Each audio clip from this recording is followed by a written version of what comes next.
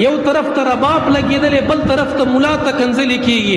د رباب او د ملا د کنځلو څه مناسبت دی؟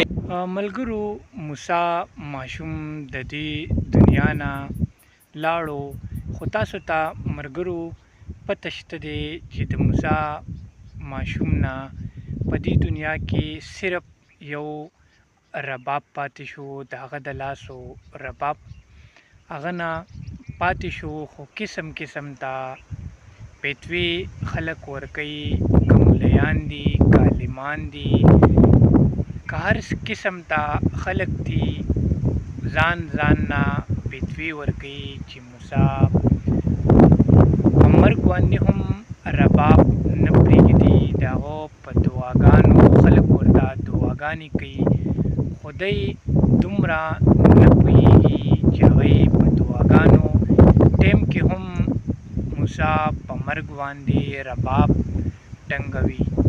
ملګرو د هغه په کور کې به څه حال وي؟ ملګرو هغه به خویندې میندې وي. ملګرو مونږ ته پکار دا دی چې د موسی ماشوم کور ته لاړ شو، د هغوی سره څه مرسته وکړو. ځکه ملګرو د یو مولانا صاحب په باندې بیان کړی دی، ډېر ښکلی بیان یې کړی دی. دا بیان را سره واورئ، بیا بعد کې زه هم در سره یو دوه درې خبرې په باندې کوم.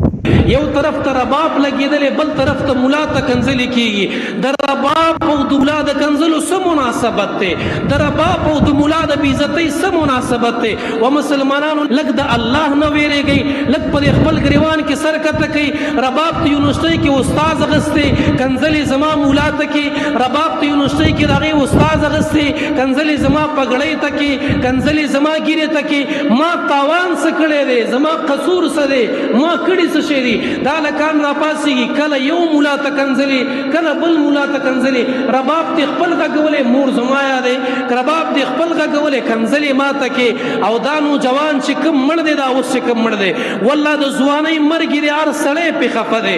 په ځوانانو دنیا جاړي، په ځوانانو دنیا خفه ده. خو د هغوی دپاره چې دا کوم خلک احتجاج کوي، په غلطه طریقه ول احتجاج کوي، د هغوی دعا ته ناست دي، په دعا کې ورته رباب ایښی دی. د هغې دپاره چې اواز اوچتوي، هغې ته رباب ایښی دی. مشرانو تاسو ته وایم